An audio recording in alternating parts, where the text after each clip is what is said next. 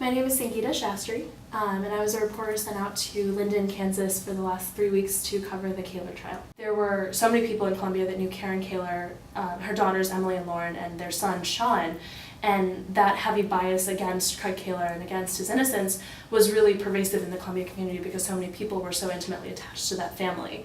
Hearing from this little 12-year-old boy was really emotional and very intense, and he's the only living eyewitness to this crime. And so, in listening to him, it was incredibly difficult to keep that idea that Kraig Kahler was innocent until proven guilty intact. A lot of times, I felt that in the course of the trial, being in the courtroom was not just about being a journalist. A lot of it was just being a human being and observing what was going on. His mother definitely got emotional on the stand. They showed his parents pictures of Kraig and his family in happier days, of course. And one of the things that I just almost couldn't bear to watch was his father, because he just looked so helpless on the stand, and he looked so confused as to how he'd gotten there and what events had taken place, and the magnitude of the tragedy.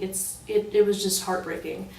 And in that sense, it was difficult to keep myself unbiased, and in the same sense, it was difficult to capture the level of intensity and the level of drama, of human drama that was present in the courtroom at that time, because there was just this weight, and that type of emotion was difficult to capture in writing. This learning experience was probably one of the most incredible that I've ever had. I think that covering drawn out and really, really long proceedings, not necessarily in a courtroom, but sticking with a subject for a long period of time is really what has helped me, and I've seen help others that develop as journalists.